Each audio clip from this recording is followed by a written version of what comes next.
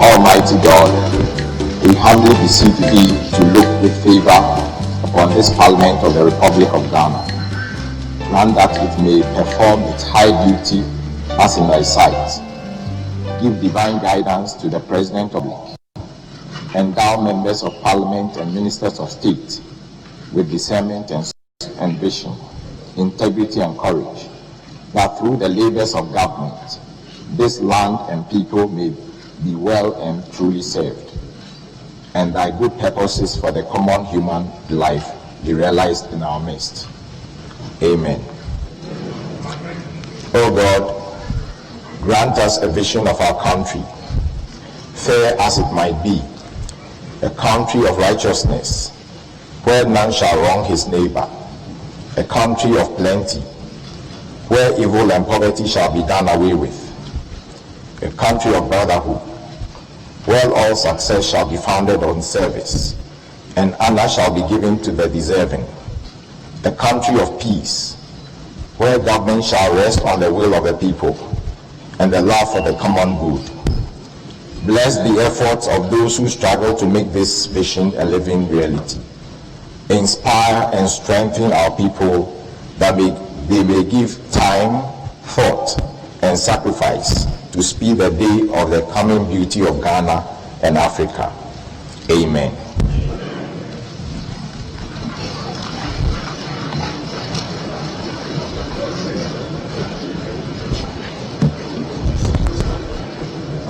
I'll start.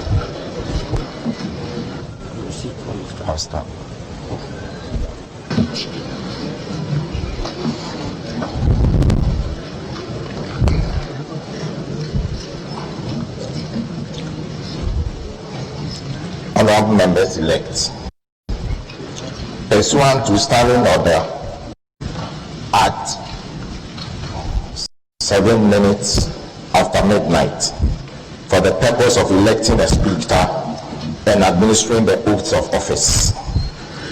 Honorable members elect, I have to inform you that I have received from the chairperson of the Electoral Commission the rate of elections for the December 2020 presidential and parliamentary elections, and I shall proceed to read the communication.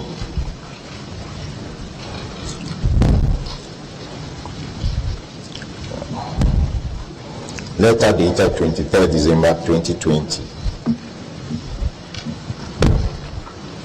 Address to Clerk to Parliament House, Accra. Pursuant to Regulation 43 2B of the Public Election Regulations 2020, we submit the names of elected candidates for the 2020 parliamentary election held on 7th December 2020 for your action. Please find attached the names of the elected candidates and their respective constituencies and rate of election for the constituencies. Thank you. Signed, Samuel Tete, Deputy Chairman Operations for Chairperson.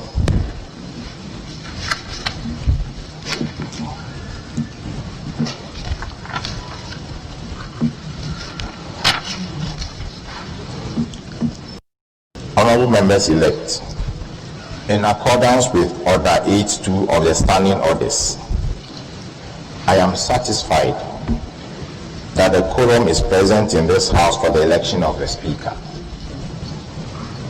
Honorable members elect, Clause 1 of Article 95 of the 1992 Constitution requires that a Speaker of Parliament be elected by members of Parliament from among persons who are members of Parliament or qualified to be elected. May I also refer you to Standing Order 8.4, which states as follows: no person shall be proposed as Speaker unless that person has given his consent to be nominated. It is also important to draw your attention to Standing Order 8.5 of the House, and I quote: a member addressing himself to the clerk shall propose such person to the House as its Speaker, and shall move that such person do take the chair of this House as Speaker, which motion must be seconded without debate. I now invite nominations for the election of the Speaker.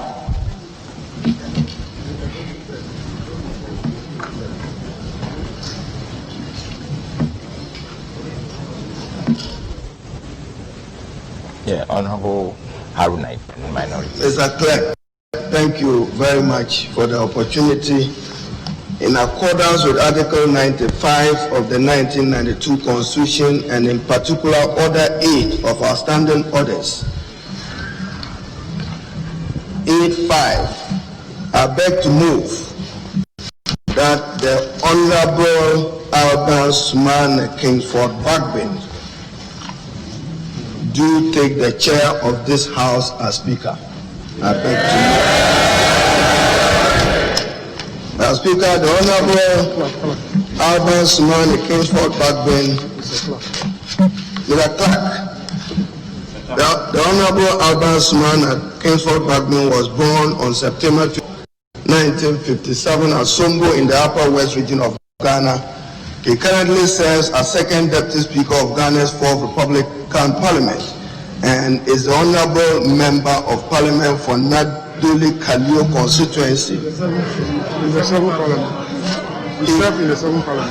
He currently serves as the second Deputy Speaker of Ghana's 4th Republican Parliament and the 7th Parliament of the 4th Republic. 7th Parliament of the 4th Republic. He served as second Deputy Speaker. Bagbin is popularly called, as we all know him, he's a product of the University of Ghana, Legon, and the Ghana School of Law. He was called to the bar in 1982. Among his academic qualifications include a certificate in organization of public utilities from Isami, Tanzania, an executive master's in governance and leadership from the Ghana Institute of Management and Public Administration, and an honorary doctorate LLD from the University of Professional Studies, Ghana. He received the Best Performing Minister Award in the year 2012 and the Exclusive Man of Africa 2017 Year Award in Governance. He is a prominent legal practitioner of high standing, and he ventured into our turbulent field of politics in 1992 on account of his peerless tenure of the Naduli Kalio seat over the past 27 years. Bagbin is best known in Ghana's parliament as the father of the house. Many of you say, "Father, oh Father," because of his long-standing experience, the 57 years service to the Parliament of Ghana. Now even 28 with January added. He was among the 3 wise men and is a 3-star leader. He served as minority leader and majority leader and second Deputy Speaker, all between 2001 and 2018. What more could he aspire for than to be the Speaker of Ghana's Parliament? He led the NDC Parliamentary Caucus to put in measures and participated immensely with his hard work. He's a very courageous and frank person, principled to a fault, and his passion has always been to champion Ghana's multi-party democracy and to create a congenial environment for the total utilization of Ghana's human and natural resources to the benefit of all. The Honorable Bagbin strives to get the country to achieve total parliamentary independence in order to position the House to play its proper role in the country's current political dispensation. Parliament for him is the fulcrum of multi-party democracy and should therefore be supported and strengthened to hold the executive to account for its stewardship. He's led us in many times to demand oversight and to strengthen our democratic processes. As many of you may recall, the Honorable Bagbo occupied some ministerial portfolios, including the Minister for Water Resources, Works and Housing, Minister for Health. He further held numerous public positions, Vice Chairman Appointments Committee of Parliament from 1997 to the year 2001, Vice Chairman of the Mines and Energy Committee 1994 to 1996, Chairman of the Subsidiary Legislation Committee from 1994 to 1997. A very proud parliamentary record and service to the Parliament of Ghana. He served as Chairman of the Committee on Constitutional Parliamentary Affairs of Parliament 1997 to 2001, from 2013 to 2014. Proudly served as Chair of the Public Accounts of 2001 and 2004, where he worked to make some savings over the leakages in the public purse. He naturally was chair of the Business Committee of Parliament. He's chaired the Special Budget Committee of Parliament. He's chaired the board of the Ghana Civil Aviation Authority from 2009 to 2010 and served as member of the board of directors of the Ghana Ports and Harbours Authority. He's a founding member of the Global Organization of Parliamentarians Against Corruption because he believes strongly that graft and economic crime has debilitating effects on our democracy and on our economy. He's also served as member of the African Parliamentary Network Against Corruption from 1997 to 2010. He's been council member and he's played other respected roles. Member African, Caribbean, Pacific, European Union Joint Parliamentary Assembly in Brussels from 2013 to 2014. Participant National Conference of State Legislators, USA Conference from 2001 to 2010. A decade of it he participated in there. He is now a resource person in parliamentary practice and procedure. So he would not come here with doubt as to what we doing and what should not be doing. He is very familiar with our standing orders and our rules of procedure. As chairman of the Standing Orders Committee, he is executive. He held other positions, including participating in other congresses of the National Democratic Congress. The clerk chair, I beg to move that the Honorable Alban Smane Bakwe, I beg to move and nominate him that in accordance with Standing Order 85, the Honorable Alban Smane Bakwe, I have his consent to the nomination duly signed. I beg to move that the Honorable Bagman do take the chair of this House as Speaker. I beg to move. Thank you, Mr. Speaker.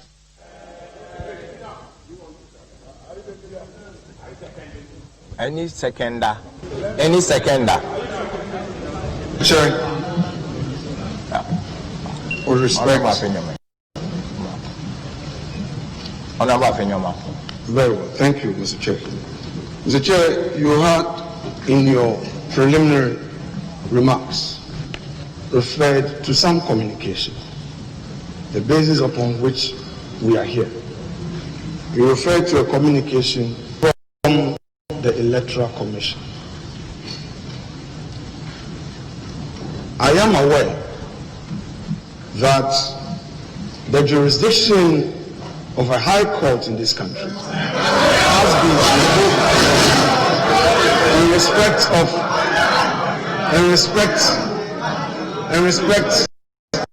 a constitutional provision under Article 94(1).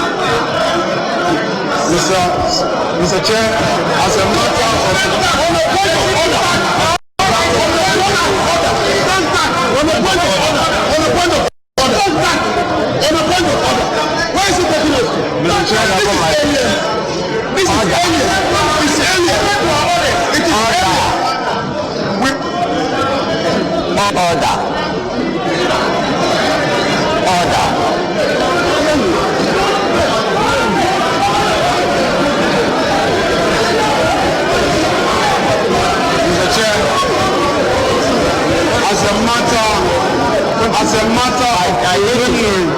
I need to at least hear the member. Mr. Chair, as a matter of preliminary, inquiry from my side. I would want to find out from you whether you are on notice of a proceeding or an order from the High Court in respect of an application by Michael Akuma Nam. Listen, Mr. Speaker, Mr. Chair. Wait, Honorable. At the appropriate time.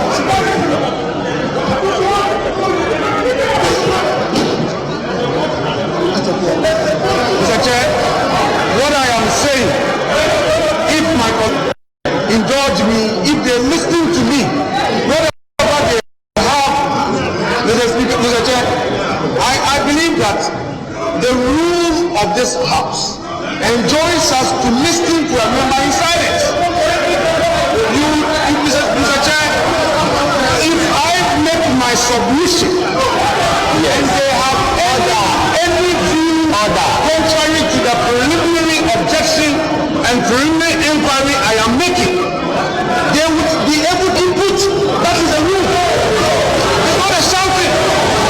So, Mr. Chair, all I want to encourage is that you have indicated that you have received communication from the electoral commission.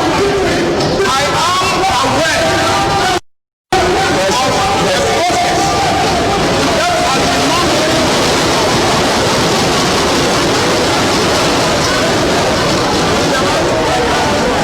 I am aware of a process. Honorable.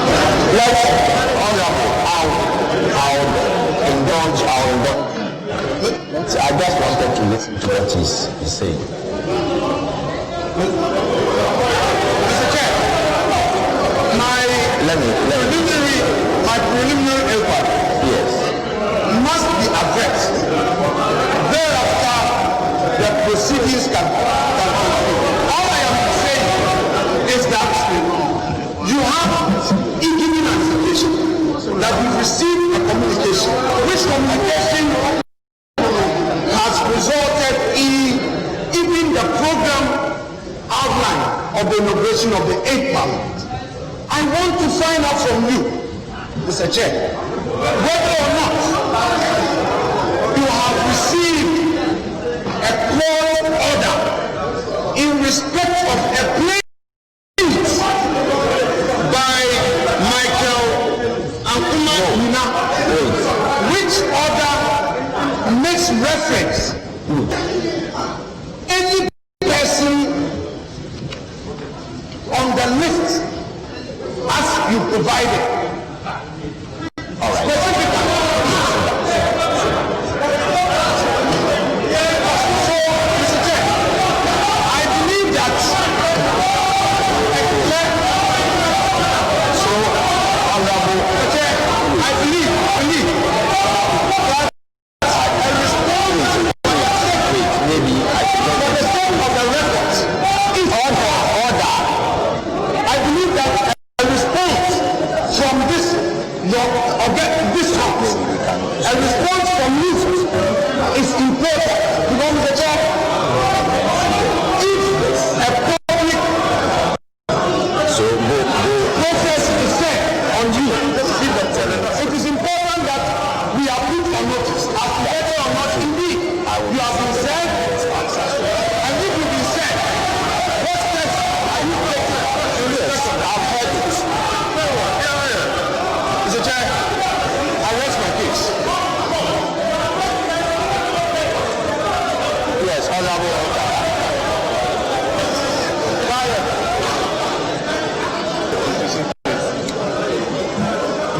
Mr. Clark Chalmers. Mr. Clark Chalmers, I'm surprised that you kept me standing because point of order is part of the rules of this House. And I'm surprised you kept me standing. Mr. Clark, Chairman, I want to refer my colleague to the specifically Article 95(3). And your permission, I read, no business shall be transacted in Parliament other than an election to the office of Speaker at any time when the office of Speaker is vacant. And Mr. Clark, Mr. Chairman,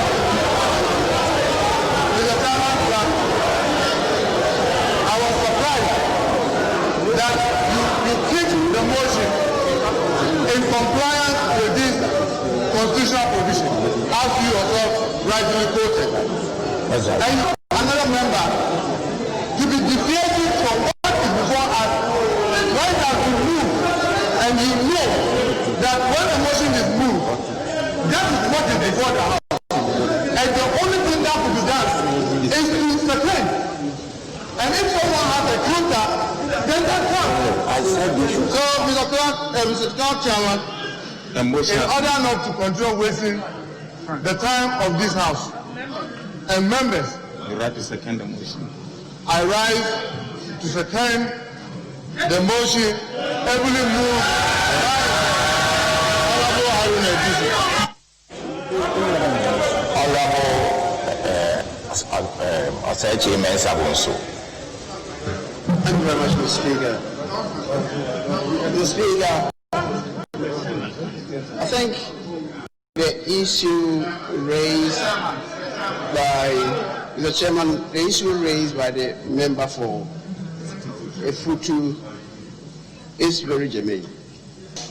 Indicated to us that you have received a writ of elections for constituencies from the Electoral Commission. Mr. Chairman, what you did not inform us about is, first, the number of constituencies. It doesn't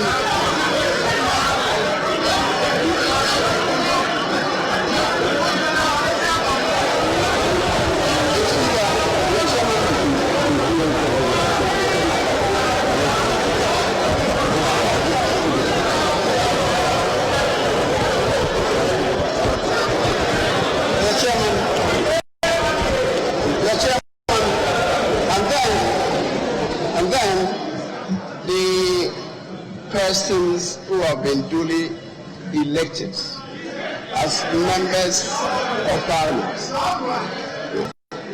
Beyond that, the Chairman, this is not,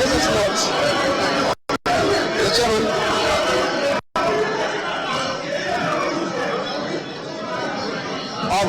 order.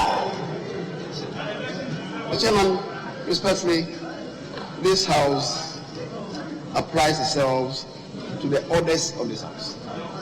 We are not in the streets.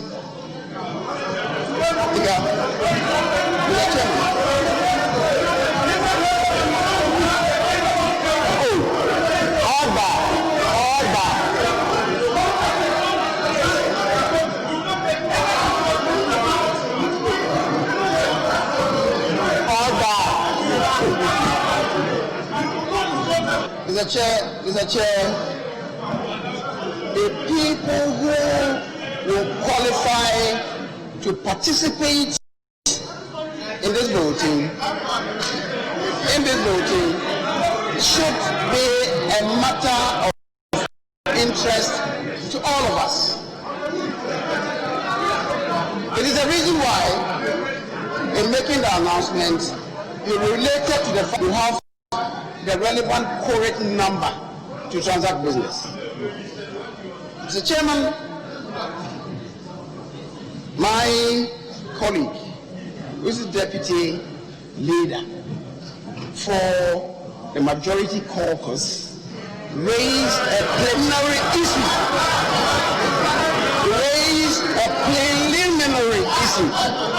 First, we want to know the eligibility of persons herein assembled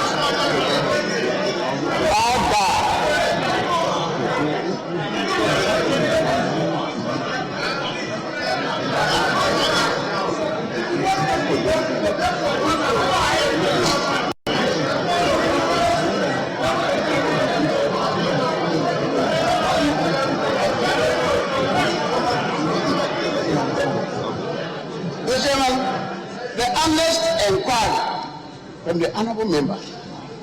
He wants to know the eligibility and qualification of the members of parliament elect who are qualified to participate in voting. Mr. Chairman, it is the reason why before the motion was moved by my colleague, the honorable member for Tamale South, who is until recently the minority leader, right? And now struggling to find space for himself, he made an honest inquiry. Who qualifies to participate in the voting? And he says to you that he's aware that processes have been set. Injuncting, we have gone to court, somebody has gone to court, injuncting one person. And it's not about shouting, it's about applying yourself to due process. It's about applying yourself to due process. The chairman, this house has been served injuncting one person from participating in the business.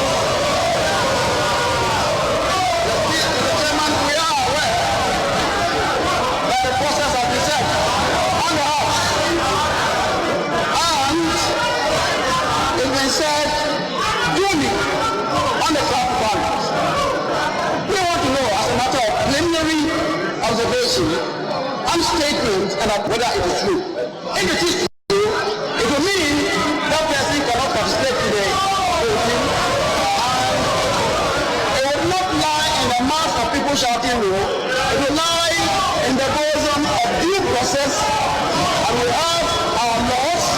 We apply ourselves to the laws, and if anybody wants to be physical about that, the marshals are here to apply the rule to the letter.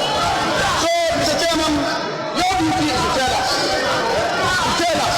whether indeed due process has been served on this house, injuncting a member of parliament elect from participating in activities of state.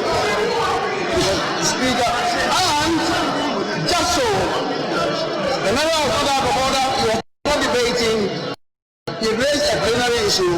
He first got up, unfortunately he did not catch your eye, and you allowed my colleague, the Honorable Haruna Abusu, to move the motion. It is still not late. And it's the reason our orders provide that when a motion has been moved, it must be seconded. If it is not seconded, it is not properly before this house. And it is so, it is because of that he rolled up boldly. This time he's recognizing when the motion was not properly before this house, and he raises a point. I just want to reiterate the point that he made for you to tell this house the position of the law. Chairman, I rest my case.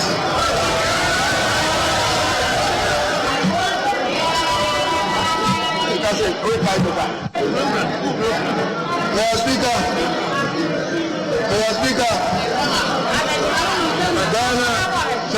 Chairman Clerk, this is a country governed by law, and this is a country with institutions given defined mandates and authorities.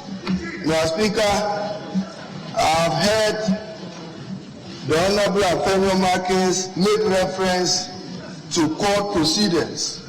Let me remind him that courts don't determine elected members of parliament. The sovereign will of the people of God vote.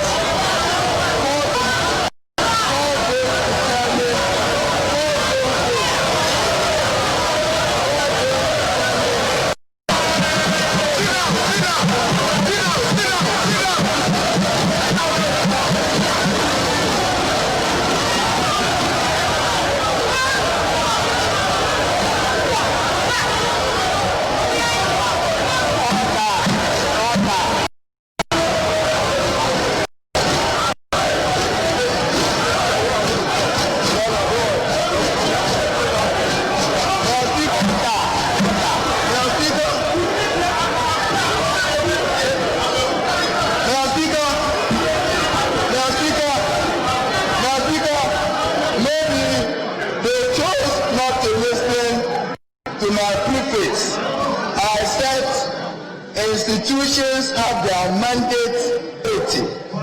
The court have a mandate to adjudicate on matters brought before it.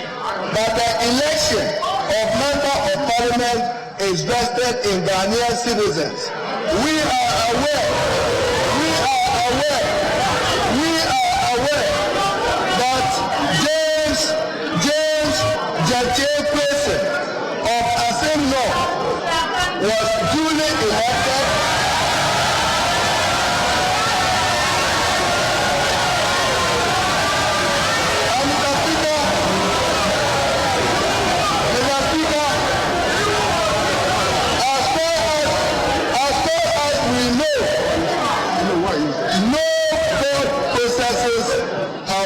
served on him personally, as far as we know. That is why he is here, having registered and having been recognized, even by the list of 275 MPs. And the official letter gazetted and remitted to the clerk does include Honorable James Jache Person. He is a law-abiding person. He will fight the merits of any matter in court, but he should not be denied subscribing to his oath as elected member of parliament in the name of some court processes. Mr. Speaker, by Article 117 of the Constitution, criminal process coming from any court or place out of parliament shall not be served on or executed in relation to the Speaker or a member of the clerk to parliament.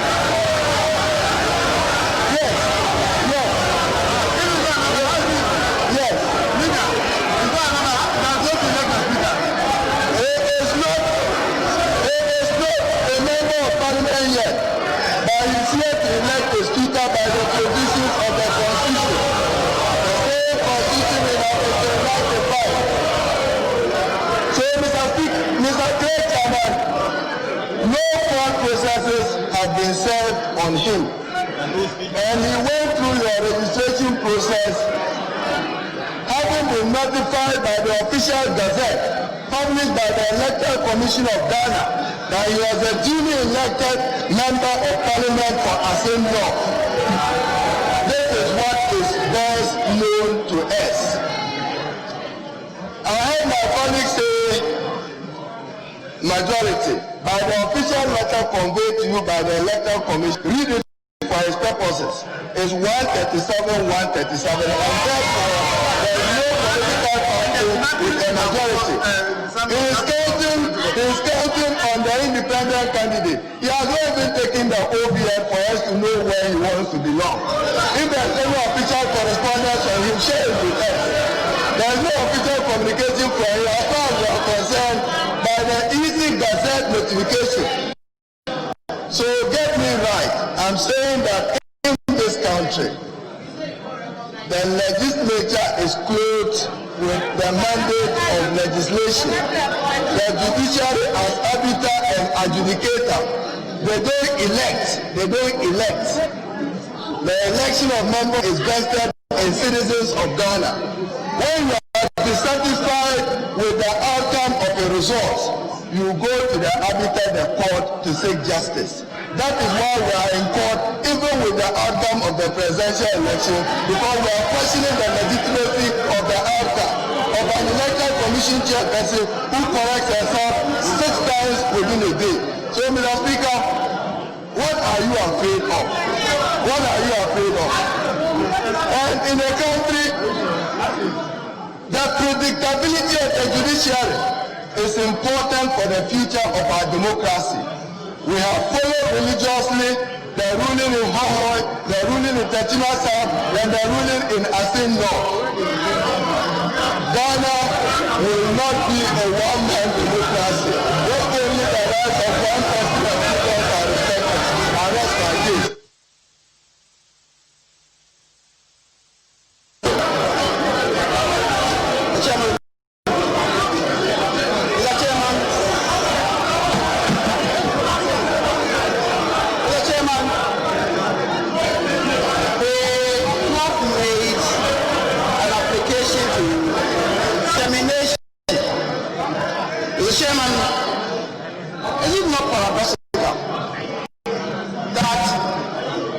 colleague, the Honorable Haruna Ibusu, is saying that the determination of the outcome of the election is not by the courts. And yet ends up by saying that that is why they are in court looking for redress.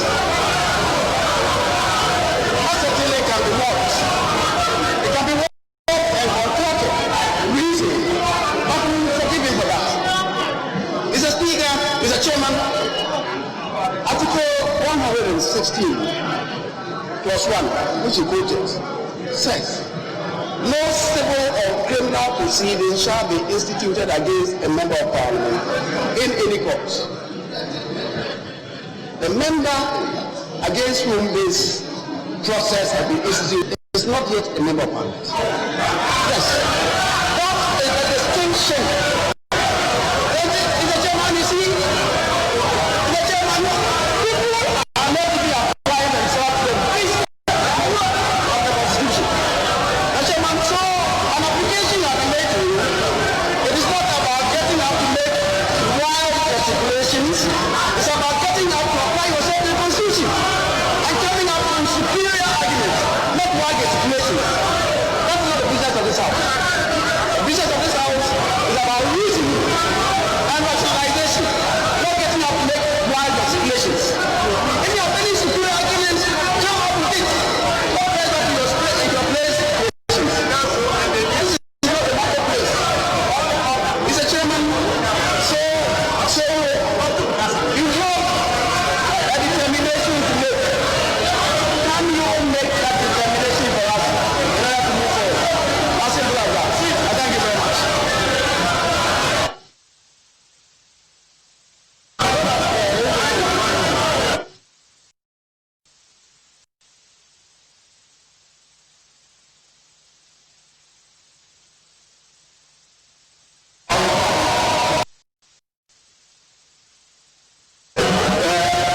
Thank you very much, Mr. Chairman. The honorable member for Swami made the point that this House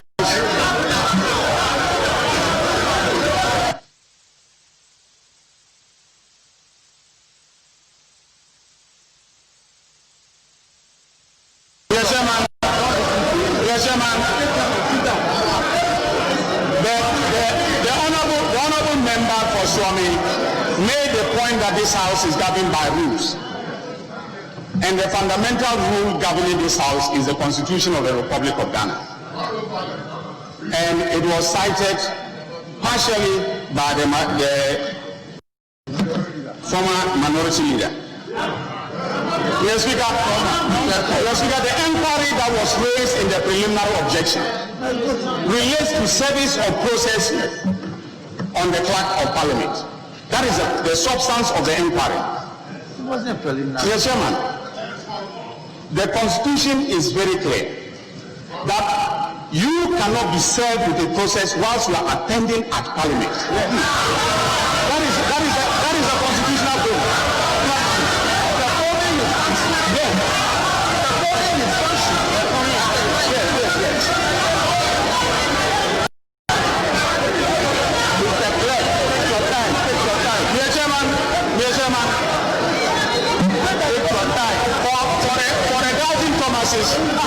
Yes, Chairman, for the doubting Thomases amongst us, let me.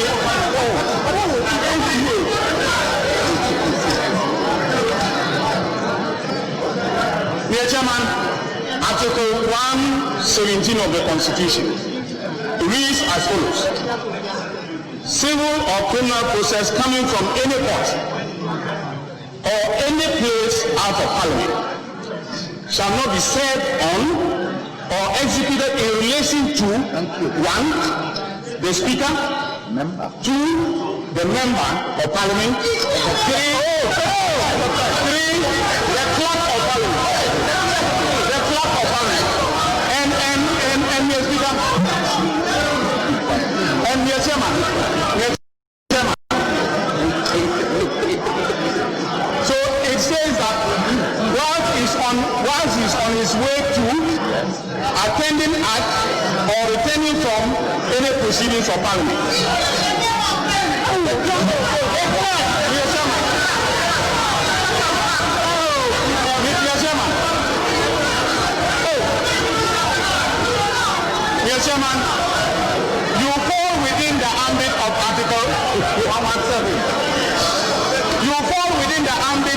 Article 117 of the Constitution and Order 22 of our standing orders, which is taken verbatim from the constitutional provision. Now, the inquiry should be, were you attending at Parliament when you were said? No, it's important. Were you attending at Parliament? Were you performing your duty of Parliament? And if there was service on you, where is the proof of service? Detailing the official bailiff sent by the High Court, thank you, that allegedly served you the process. Mr. Speaker, Mr. Chairman, honorable members, I am speaking in conditional terms in response to the preliminary objection raised by the honorable member for Ifutu. Because that was a preliminary inquiry which was reiterated by the honorable member for Suwame. And therefore, I am raising an issue of procedural legality.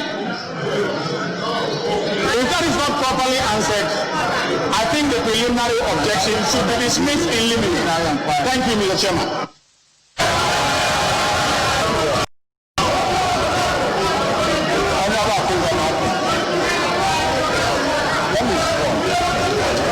Mr. Chair.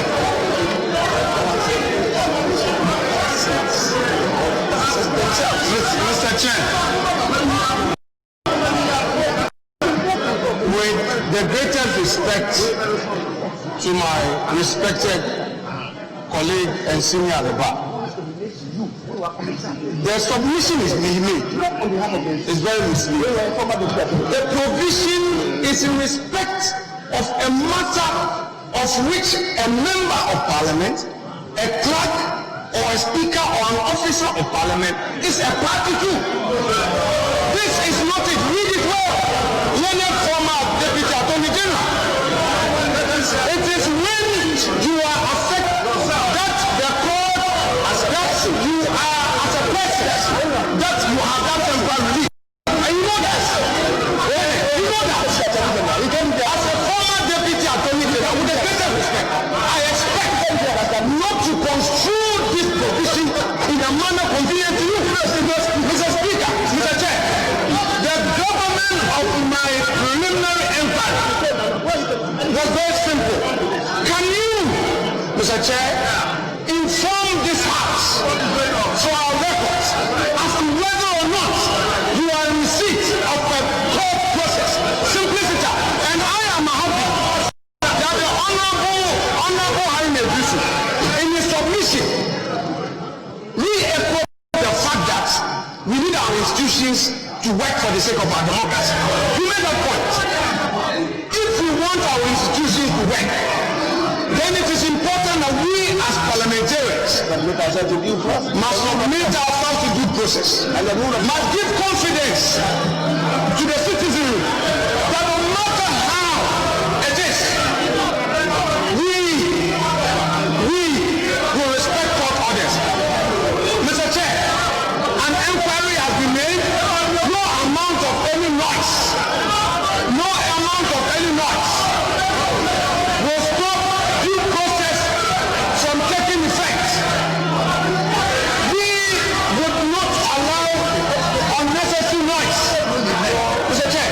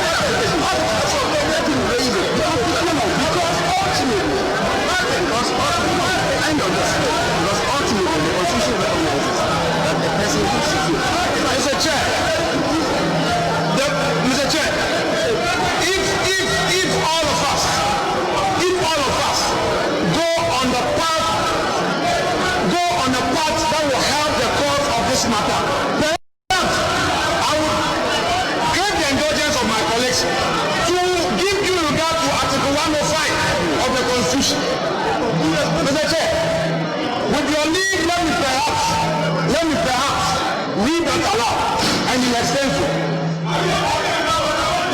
A person who sits or votes in Parliament knowing or having reasonable grounds for knowing that he is not entitled so to do commit an offense and shall be liable on conviction to such a penalty as shall be prescribed by or under an act of Parliament. So, Mr. Chair, even if this determination, Mr. Chair, must come from you. And that is all. Let us know for the record. Thank you.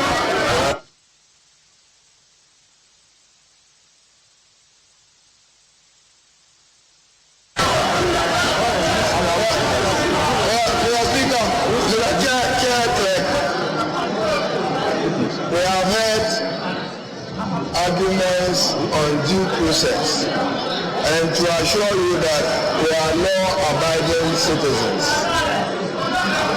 What we do know is that service on a member and my colleague knows law is an irrebuttable presumption that he's an elected member of Parliament. Until the merits of his case are so determined, he remains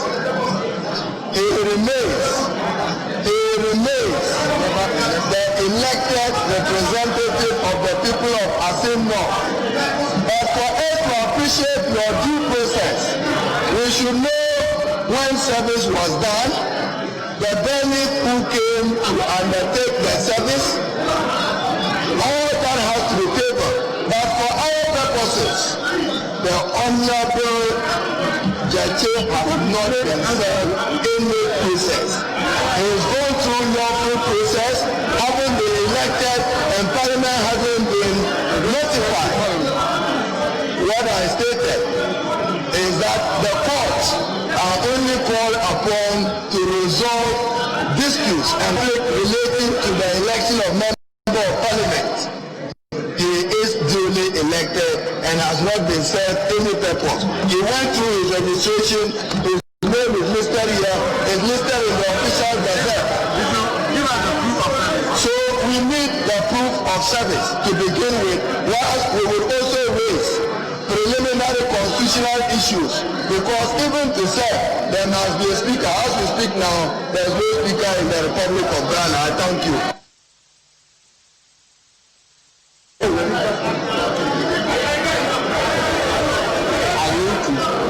I need to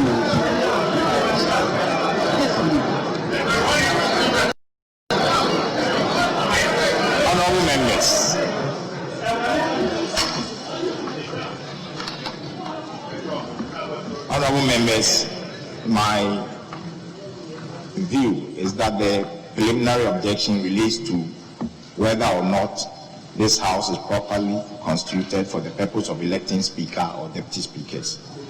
Now, today, this afternoon, late afternoon, I received an order of interlocutory injunction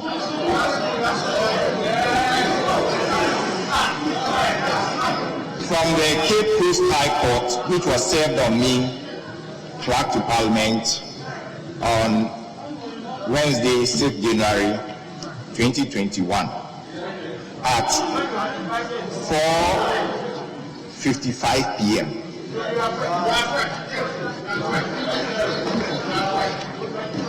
And the order was issued by His Lordship Justice Kwesi Boakye, Justice of the High Court sitting in Cape Coast. The registrar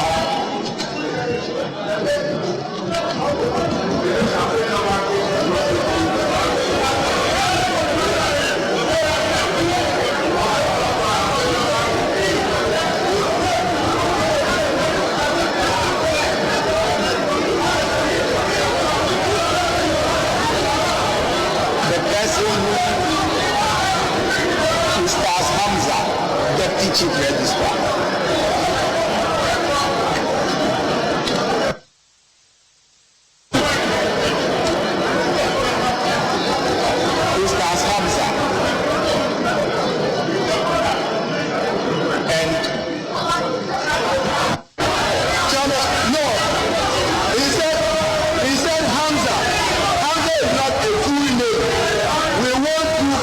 practice and the full details of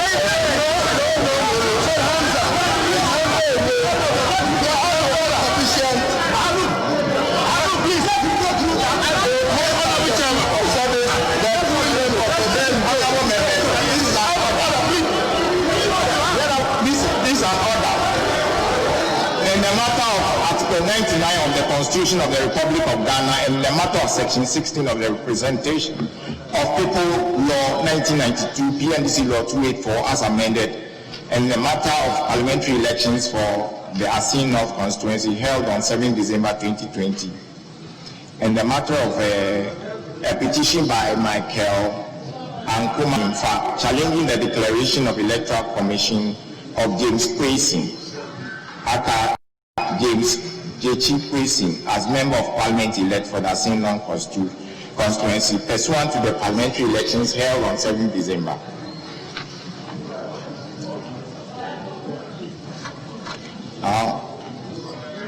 This having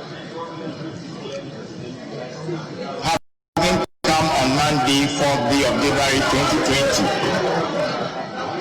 or 4th day of January 2021, before His Lordship Justice Kwesi Boachi, Justice of the High Court, sitting in Cape Coast, and upon reading the affidavit deposed by Michael Ankuma Nimfa, applicant hearing in support thereof, and upon hearing Frank Davis, Esquire, and with him Gary Nimaku and Frank Usi, counsels for and on behalf of the applicant, hearing together with Abraham Amaliba, Esquire, and with him Edu Yabua of counsel and on behalf of James Kwesi, after James Jechi Kwesi, first respondent.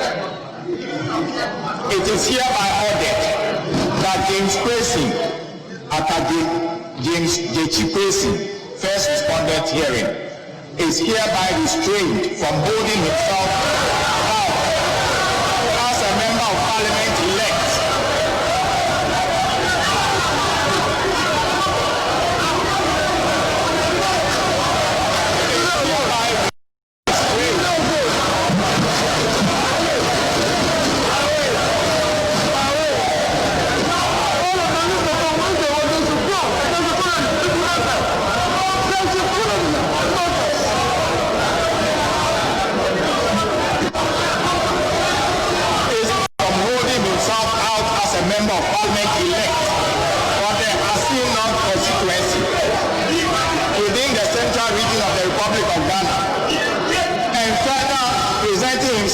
Sworn in as a Member of Parliament elect.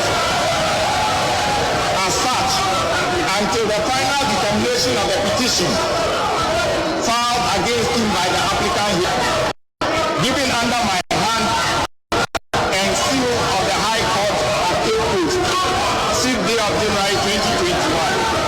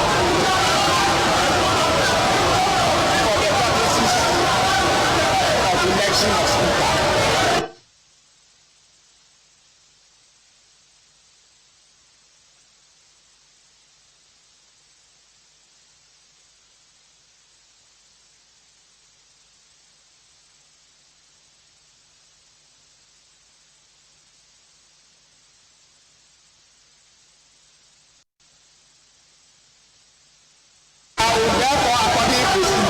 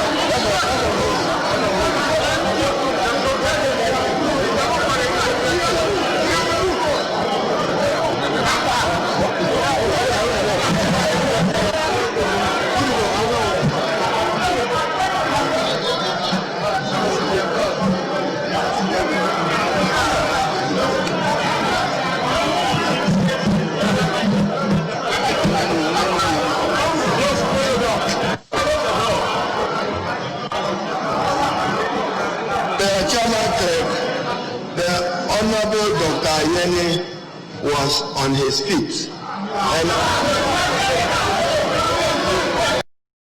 he was on his feet, elucidating information. Let's tolerate him for 1 minute. Let's hear what information he requires from you in respect of the matter, because this record will be important in court. So here, Dr. Ayeni, you say due process. Here, Dr. Ayeni, you do not speak before the day of the motion. Thank you very much, Mr. Chairman. You see, Hamza is a registrar. Mr. Chairman, when I was on my feet the first time, I raised a fundamental issue of legal procedure, due process of law. And Mr. Chairman, I am aware that Parliament is a master of its own procedure.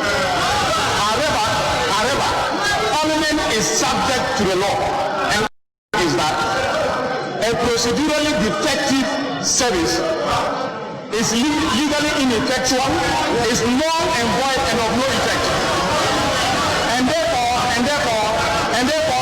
Mr. Chairman, I ask this a factual question in relation to proof of service. Can you show the proof of service to my leader?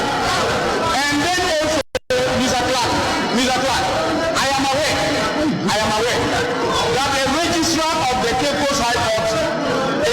Mr. Hamza. He's not a bailiff. I have dealt with him in my court practice. The registrar is Mr. Hamza. He's not a bailiff. And therefore, if you are not informally said, that service is not and obey it.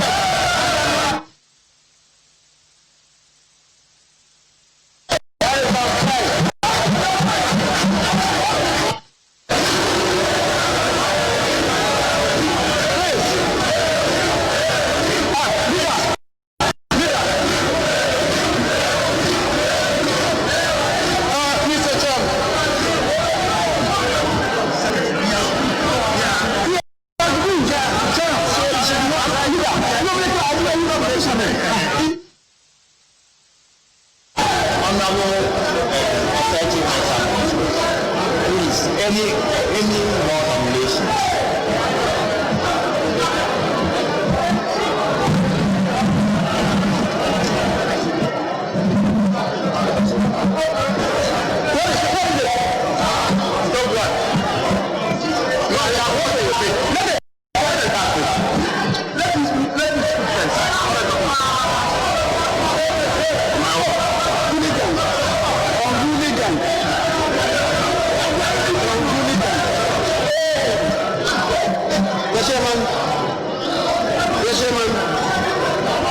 As far as this House is concerned, you as the chairman has made a determination on this. I will proceed from there. The chairman, I write to propose that Professor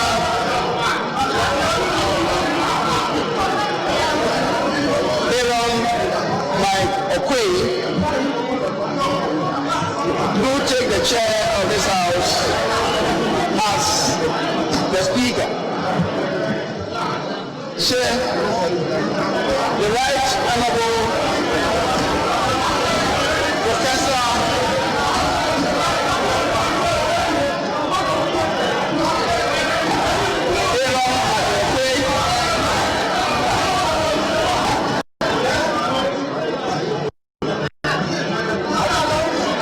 the Speaker of the Seventh Parliament of the Fourth Republic was born to Mr. E.G. Okwe of Osu, Accra, and he was a cocoa merchant. Also to Mrs. Felicia Awusiki Okwe, Nee Azu of Oduma State, and the third of the 7 children on 4th April 1940. Professor Aaron Akukwe was brought up as a Marcus in the eastern region of Ghana, where he attended the Catholic and Presbyterian business schools before proceeding to Presley Terminal Secondary School, Udumase Kwebo, was O-level, and Apam Secondary School was A-level. He studied further at the University of Ghana, University of London, and Lincoln A. Williams in London. He owns a BA in People Honors, Political Science, LLB Honors, BL, and PhD degrees, respectively. Chairman, Professor Aaron Okwe's working life has been a combination of private legal practice, lecturing, active politics, civil society activism, advocacy on the marginalized in society, and pastoral care. Speaker Okwe is a barrister of the Court of England and Wales and a senior member of the Ghana Bar. As an academic, he achieved the singular distinction of winning within 4 years the coveted International Rockefeller Senior Scholar Award and the Senior Fulbright Scholar Award in 1993 and 1997, respectively. The Fulbright Award is considered the highest award in academia. He was a visiting scholar in connection with these awards in London, Virginia, George Mason, United States of America. He was the head of Department of Political Science at the University of Ghana, Legon, from October 1999 to January 2002, and also the Vice President of the African Association of Political Science from 1987 to 1999. He has researched and written extensively on good governance, conflicts, political education, decentralization, human rights, military intervention in politics, non-governmental organizations, rural development, parliamentary democracy, and gender. He is a keen advocate of the rights of women, including affirmative action. He is one man who has regularly featured in conferences on gender in this country and abroad. His books and articles have been published in England, Canada, United States of America, South Africa, Zimbabwe, and Ghana. His rich experience in African politics has been tapped by many institutions in Ghana and abroad. Professor Michael Quay is an accomplished diplomat, legislator, politician, among others. So, on the diplomatic landscape, he served as Ghana's High Commissioner to India between 2002 and 2004. As a politician and legislator, he served as the Member of Parliament for the Mekwa constituency 2005 to 2013 January. He was the Minister of Energy 2005-2006, Minister of Communications 2006-2007, and the second Deputy Speaker of the 5th Parliament of the 4th Republic of Ghana between 2009 and 2013. His tenure as Ghana's High Commissioner to India recorded unrivaled achievements, which include the Ghana Kofi Annan Center of Excellence in Information Technology, a showcase in Africa. The Ghana Presidential Palace and Office Complex, structures and concession returns to revamp agriculture, and $102 million facility to Ghana, which had 48% grant element, 25 years of repayment period, 5 years moratorium, and 0.5% interest rate per annum. He served as Minister of Energy, as I said, and presided over the deregulation exercise, establishing the maximum application of the Tema oil refinery, unprecedented petroleum exploration, and actually negotiated and signed the agreement between Tullow Oil, which led to the first discovery, a recapitalization of the Water River Authority, and the Electricity Company of Ghana. Identified steps, intensified resolve, safe. So, he also presided over the amendment of the VRA Act, the commissioning of the West African Gas Pipeline by President Kufuor, the signing of the Bui Dam Memorandum of Understanding with Sino-Hybrid Corporation of China in September 2005. As Minister of Communication, Ghana and China signed a $30 million agreement for the National Backbone Project. The World Bank gave Ghana a $40 million concession after all the relevant benchmarks have been satisfied in record time. The Ghana Society for the Blind was provided with Braille computer system with the help of the government of India. He was in charge of additional steps for the divestiture of Resto and Ghana Telecom. Ghana attained record tele-density and low telephone targets with Chinese assistance. As a president, he took keen interest in legislation and made meticulous endeavor in detecting minute slips. He made brilliant statements and various comments and contributions which were rich in depth. He sat on the Committee on Members Holding Office of Profit, Standing Orders Committee, the Committee on Defense and Interior, Committee on Local Government, and the Committee on Communication. The second Deputy Speaker, his evilness and equanimity pleased both sides of the House whenever he presided.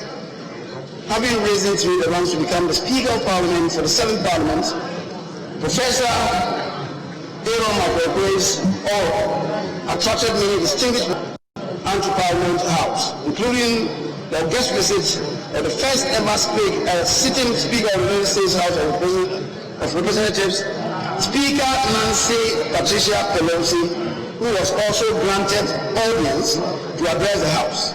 The Prime Minister of Barbados, Excellency Mia Motley, who also addressed the House. The Speaker of the House of Representatives Nigeria, Right Honorable Femi Baja Mila, and the Speaker of Uganda, Right Honorable Rebecca Kadaga, who also visited on the Speaker's invitation and gave a very brilliant lecture on affirmative action and women's participation in politics. As a legislator himself, Right Honorable Professor Okwe's passion for affirmative action led him to initiate measures to advocate for women and children, inclusion, people with special needs, and gender equality. He has also shown interest in the welfare of the marginalized in society, relations to persons with disabilities, and sought release of a pregnant woman from the Islam female prisons. The Speaker's passion, together with the assistance of leadership of the House, have led to the rapid passing of bills, albeit in a very meticulous fashion. A number of these attracted considerable public interest. The swift pace at which the number of sittings, question time, statements on the floor, and legislations have been heightened under the 7th Parliament led by Professor Okwe is progressively unparalleled. During his tenure, Speaker Okwe presided over 600 plenary sittings and accepted over 3,214 papers, including bills, reports from committees of the House, and ministries, departments, and other agencies, waivers, resolutions, conventions, and loan agreements, among others. Speaker Okwe presided over the review of the standing orders to reflect the needs of the House, and it's unfortunate that the House would not adopt the review standing orders before the House came to the prorogued of the 6th of January. Professor Michael Okwe was also the first to have introduced sign language interpretation in Parliament for very obvious benefits of our disabled brothers and sisters. On the 18th of December 2020, the House passed the first ever private members' bill, and these were under the supervision of Professor Michael Aaron Okwe.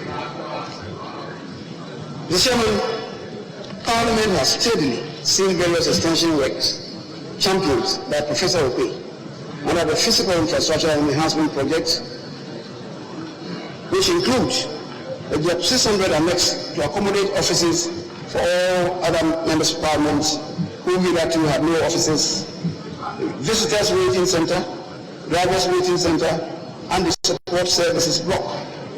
He also spearheaded the facelift of the existing parliamentary chamber.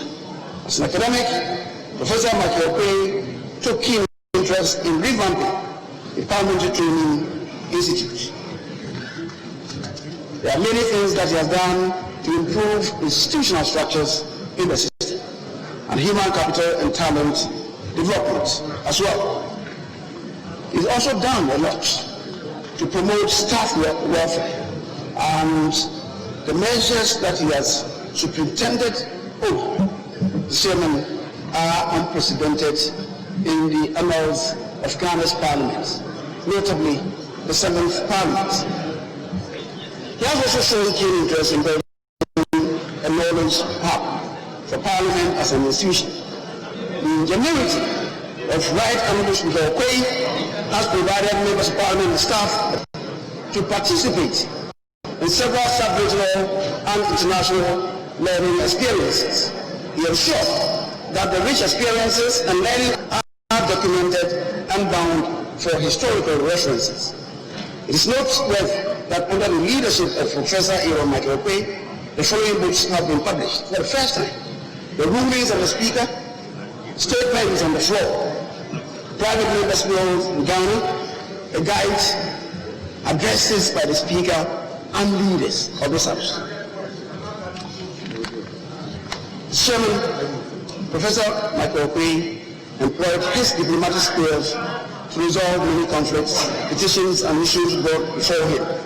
He would be remembered for resolving international trade issues between Ghana and Nigeria in September 2020, and several ambassadors and international partners have called on Speaker Okwe with regards to pertinent global issues. He is a founding member and a key spokesperson in advocating for Africa's debt cancellation to alleviate the unprecedented socio-economic pressures caused by the COVID-19 pandemic. Mr. Chairman, the Speaker Okwe, through his personal relationship with the Serbian government, acquired scholarship for 10 Ghanaian students. Through him, many Ghanaians successfully completed their educational pursuits as he paid for their tuition fees. Mr. Chairman, Speaker Okwe also took upon himself to acquire invaluable assets of Parliament, including the Marine Drive Tourism Enclave and the Aviation Hub, Abenton, which spans 20 acres.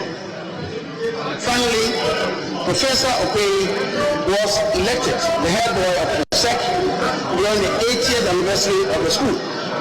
An accompanying citation recognizes various contributions to the school and his pedigree attained nationally and internationally in politics, laws, and development.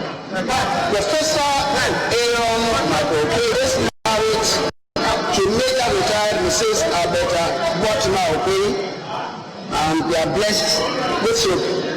His hobbies include playing soccer, table tennis, reading, writing, and music.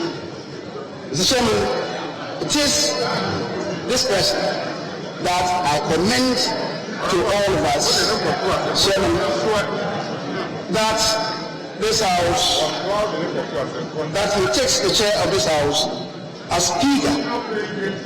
The Chairman, appropriately, I do so move. Thank you.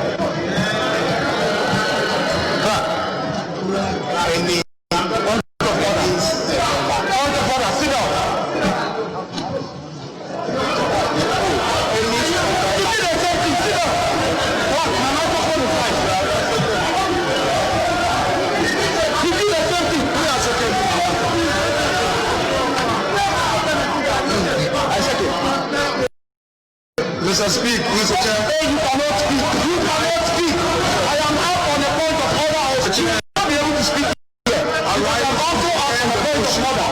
The way you raise and read your speaker is the same way I am writing to arrest you. I am writing on the point of order. Mr. Chair, I am writing on the point of order. I am challenging you that the person who gave you the rate that you are there, the order, is the deputy registrar. He stands. He is not a bailiff. And you are writing on the point of order.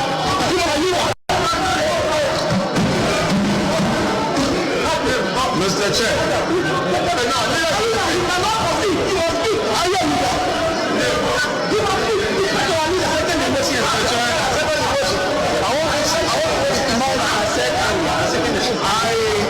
I rise to defend a motion moved by Honorable Oseche Mensah.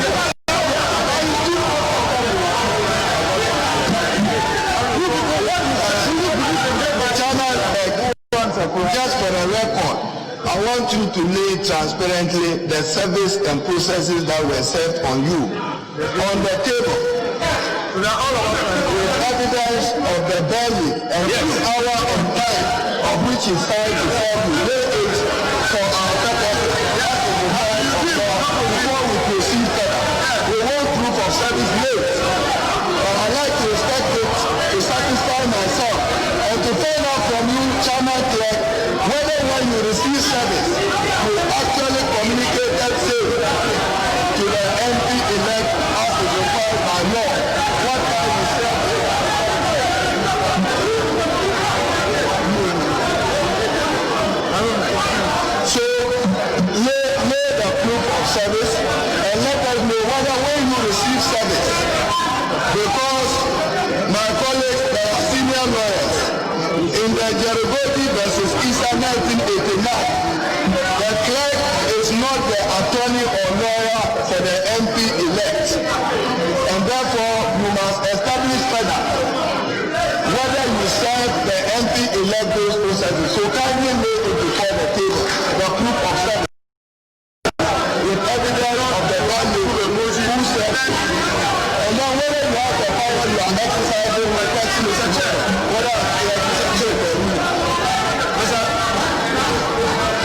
Mr. Chair, respectfully, the invitation by Honorable well-grounded. They suffice to state for the records. The MP-elect, for the records, was in court. At the time the order was read, he was in court with his own lawyers, and the court records was read. And as a Ghanaian, it is my duty to inform this House on such facts, so that, Mr. Chair, we all be at peace that perhaps the information on you is even superfluous, because the MP-elect himself was present in court when his matter was argued. His lawyers were there. When his case, the ruling was made against him, he was in court. At least for the record. Mr. Chairman,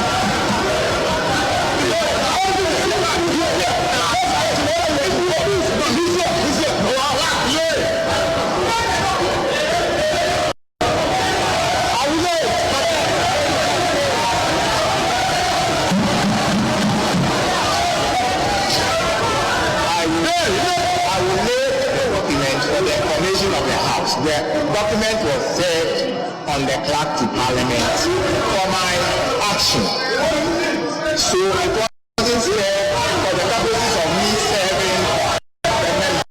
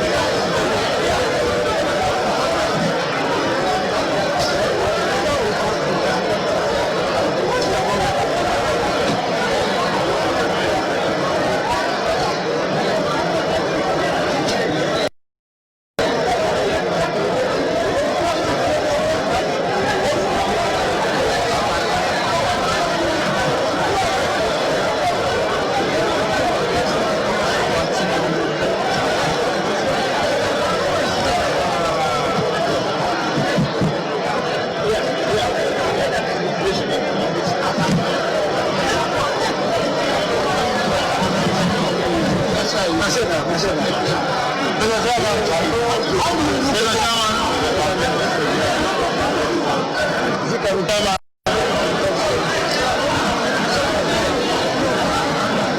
Chairman, unfortunately, what you claim to do,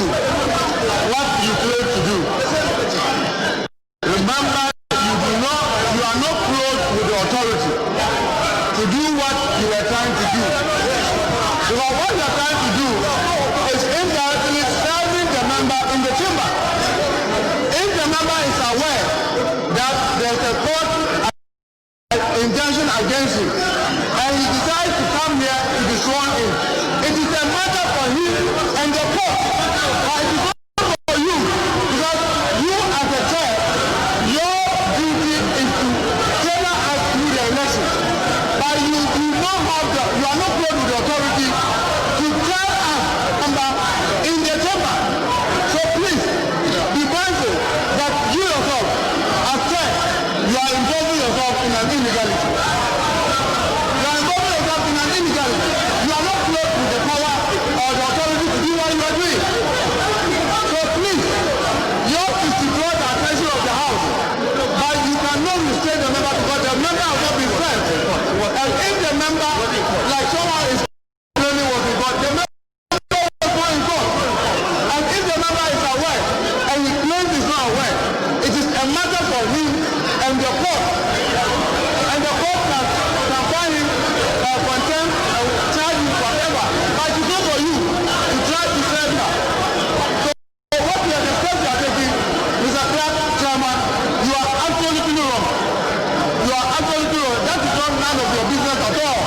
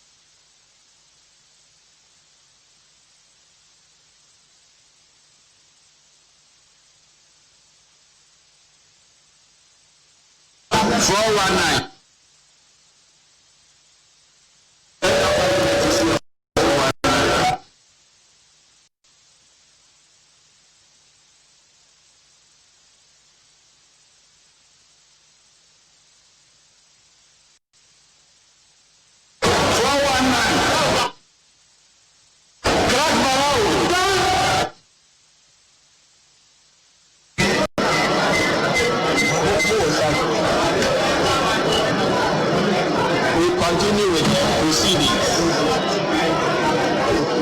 Okay. Go ahead. Like woman cannot really talk. Any seconder to the nomination of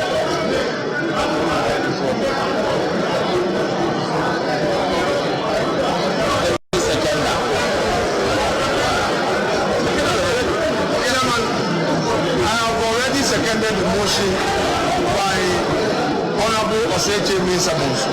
All right. Yes, so suffice to reiterate that an earlier submission by Honorable Arne Kufu, which implication made a demand on you to provide a proof of service. That proof of service is always in the bosom of the bailiff.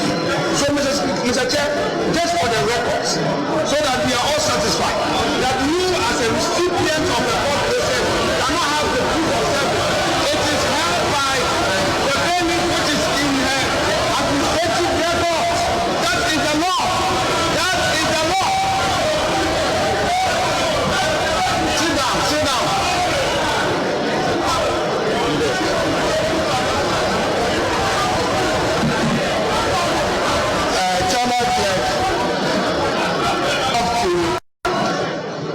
respond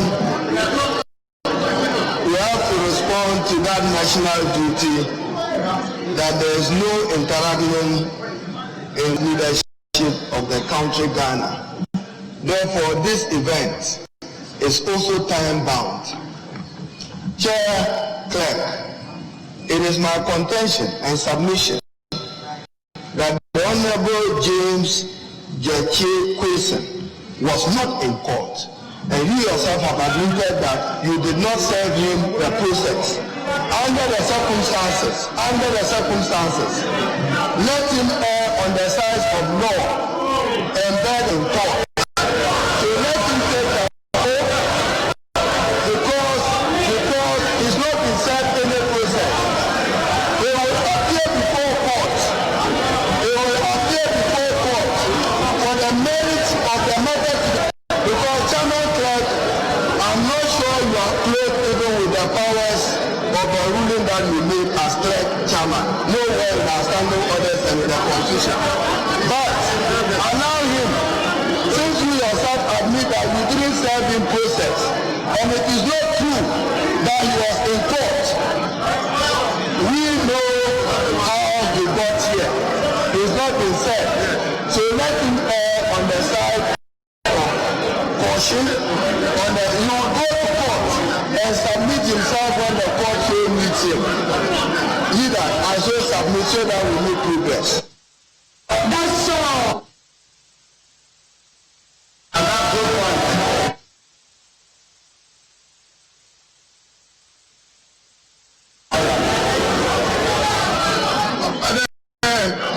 Clerk Chairman, this House cannot condone an illegality.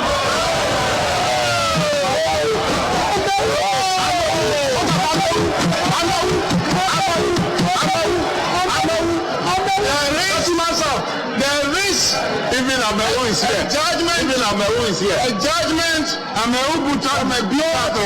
of competent jurisdiction. This parliament knows about it. You sit down. You are an illegality yourself. Sit down. You'll be complicit if you give a ballot to him because he's not supposed to hold himself as an MP. That will not go. We won't go today. Mr. You are boring. Sit down. You are boring. Sit down. Yes, you mentioned Amewu had an injunction.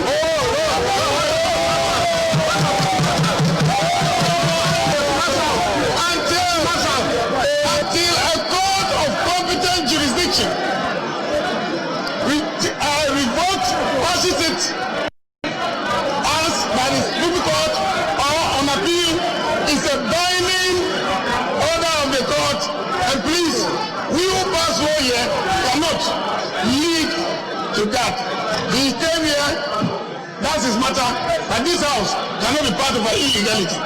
He is not supposed to hold himself out, and therefore, please go out. 136. Go out, please. Go out. Yes. Go out.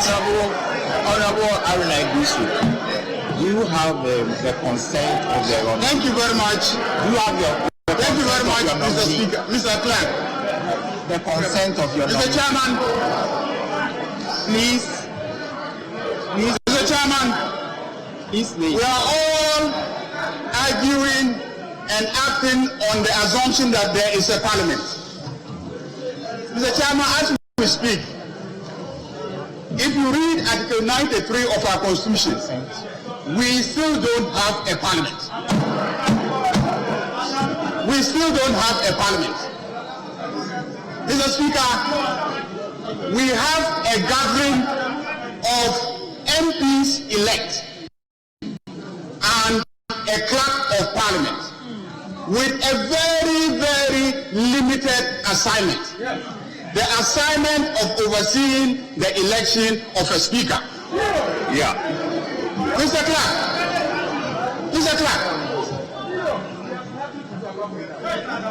the processes, the privileges, the immunities that members of parliament enjoy are the issues that are being debated here.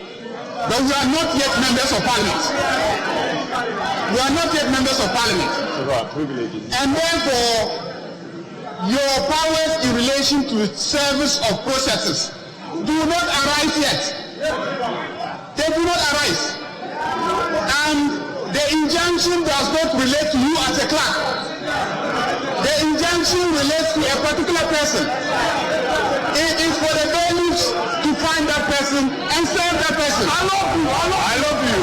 I love you. It is for the bailiffs to find that person and serve that person. Because he is not yet a member of parliament. He is not yet. And so you have no jurisdiction over him. Assuming, Mr. Clark, assuming, Mr. Clark, Mr. Chairman, that seated here, we are even to be presumed to be members of parliament.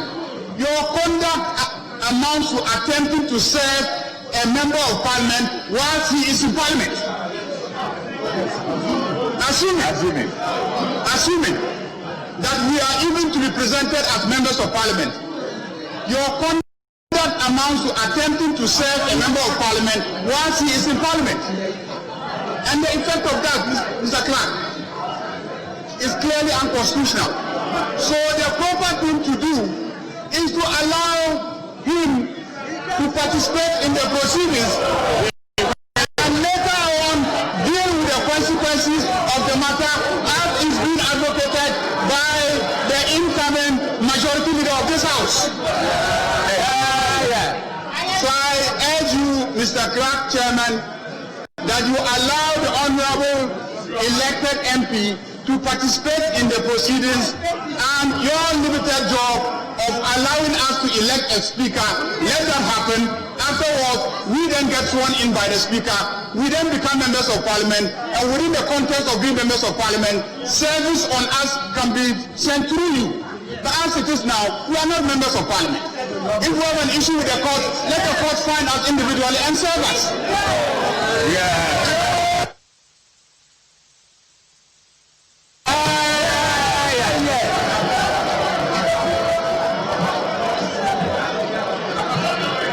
Mr. Chairman. Thank you very much. Thank you very much, Mr. Chairman. Mr. Chairman,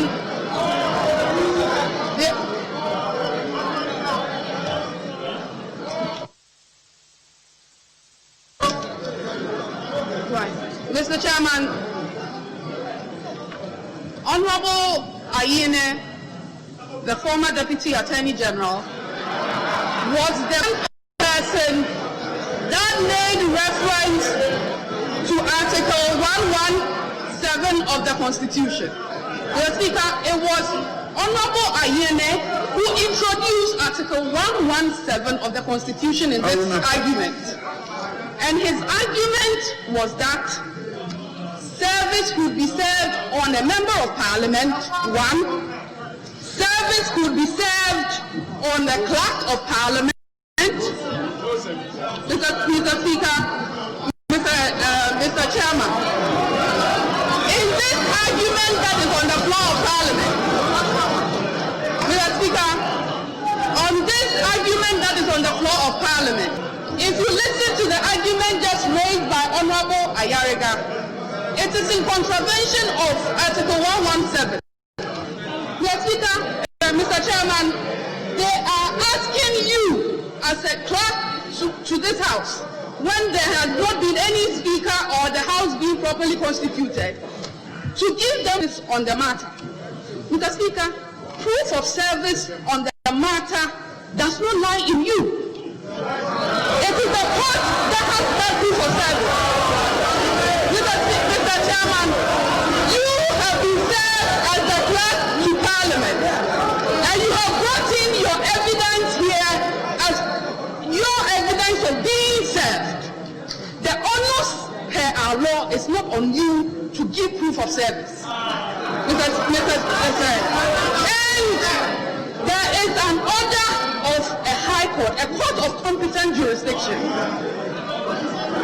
And the honorable member, during the arguments or debate on the floor, confidently rose to show himself in defiance of the court's ruling that he should not hold himself as an MP-elect.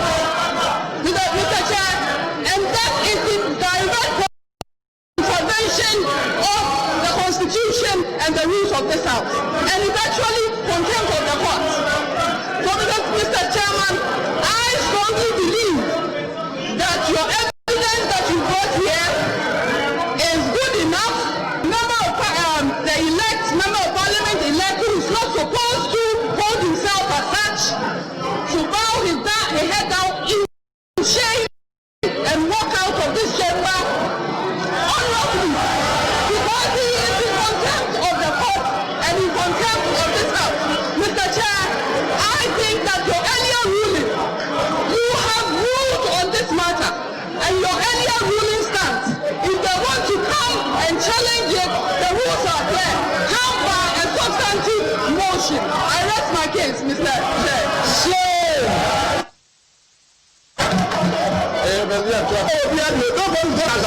Mr. Chairman, Mr. Clark, just get on with the voting record. What are we still here?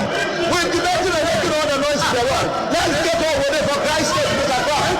You are the clerk. Please take the handle of this matter and let's get on with it. Stop my debate. Mr. Clark.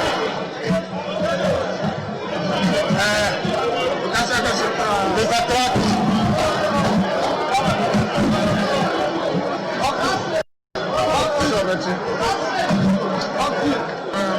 Mr. Clark, Chairman. Hey, I have something to say. How can you let Ayariga's case go? Mr. Chairman. Go ahead and see. Mr. Chairman.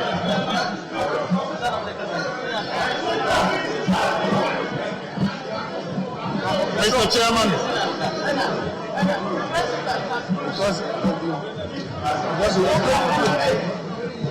Why did kids come from? Mr. Chairman, thank you very much. Mr. Chairman, why?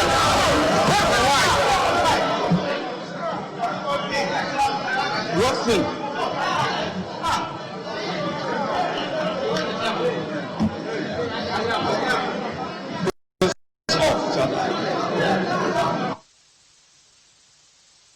Go and tell the wife. Honorable members elect, are there any other nominations?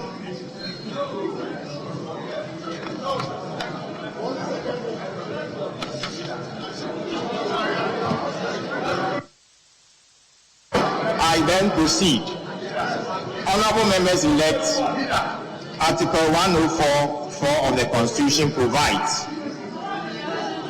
that where, and I quote, where Parliament is considering a bill to amend the Constitution, or where the voting is in relation to the election or removal of any person under this Constitution, or under any, voting shall be in secret.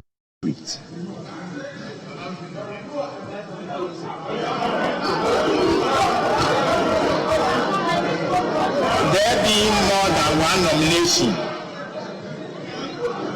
I am enjoined under Article 104(4) of the Constitution, as well as Orders 9.1 and 110 orders, to proceed to conduct the election by secret ballot.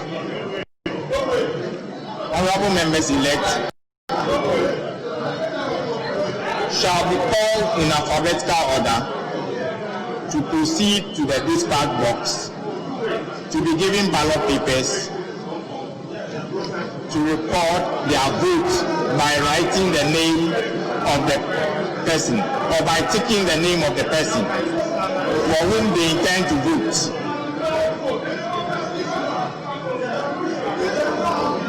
Honorable members elect, kindly note that you can only vote for a person who has been duly nominated and seconded. May I also inform you that this is a secret ballot, and therefore you are required to fold your ballot paper so that the name written on it is not seen by any other person when casting your vote. Thank you.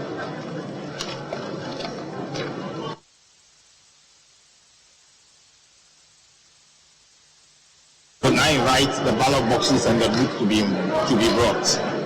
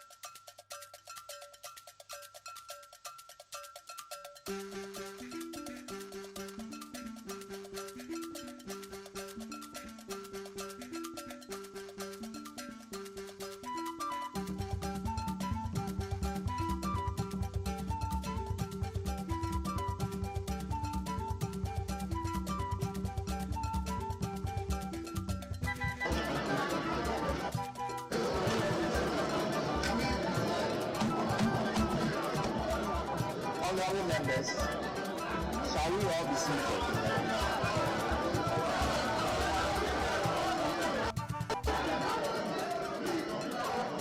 Shall we all be seated?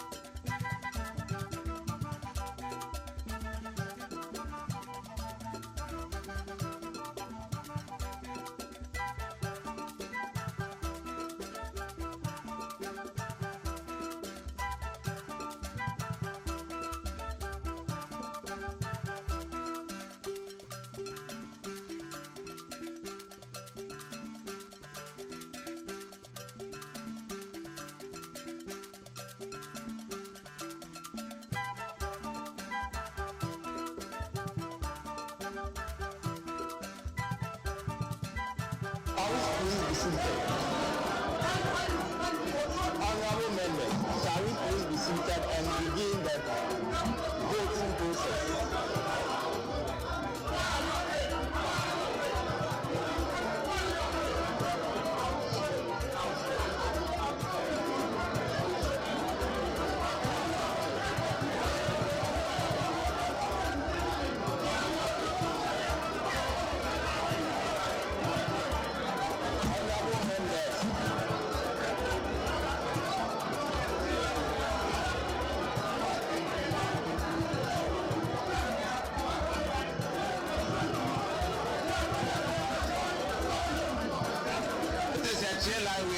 Show your votes.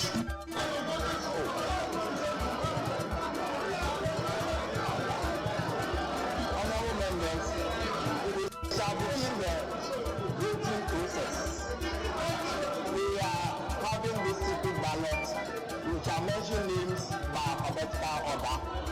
Then the member will come and receive the ballot paper in front here, and then we will proceed to line up the podium to go and cast place for a vote by ticking the appropriate box. There are two candidates for the election of Speaker. Professor Michael Olomide and Mr. Alban Sumami for Badi.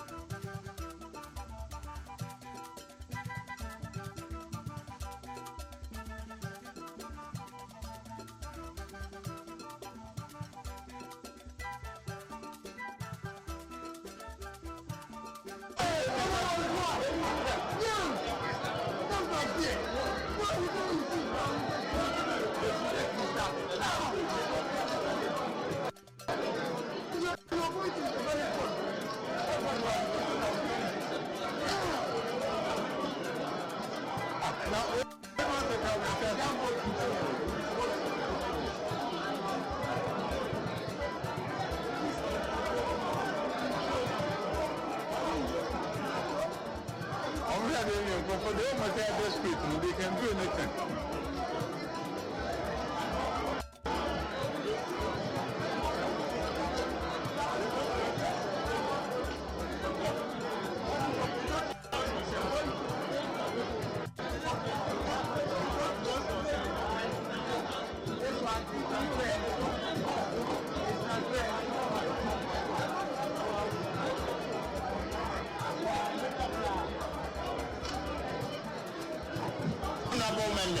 Please sit so that we can start the voting. Honorable members elect.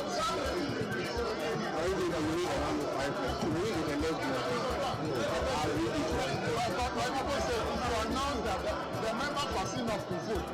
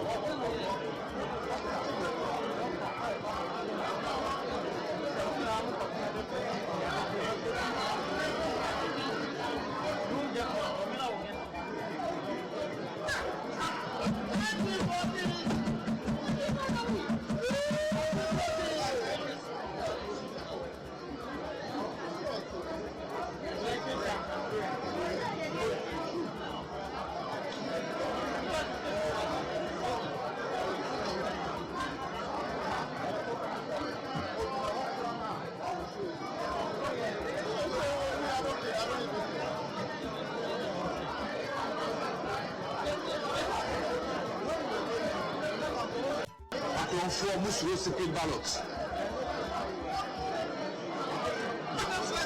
Abaka Samuel Erickson. Abaka Samuel Erickson. Shama.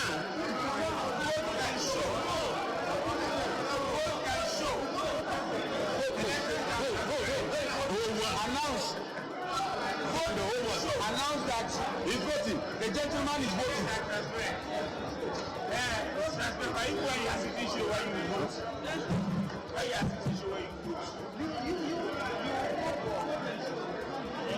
Vote and show.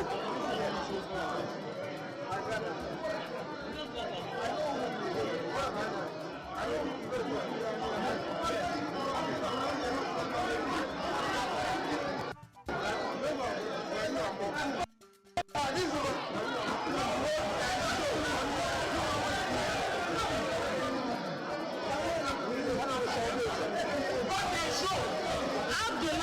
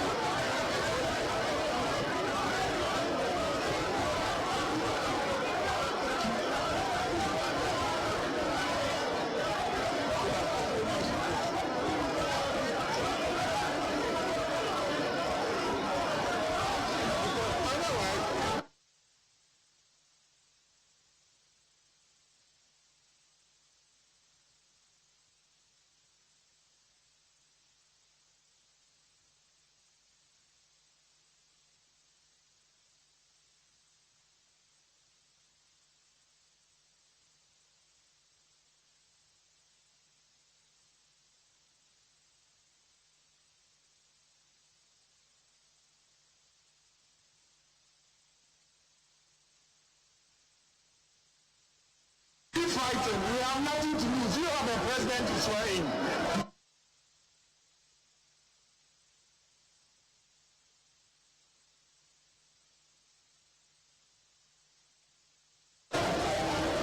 We like it. Keep wasting your own time. You have a president to swear in. We shall put pepper in your eyes.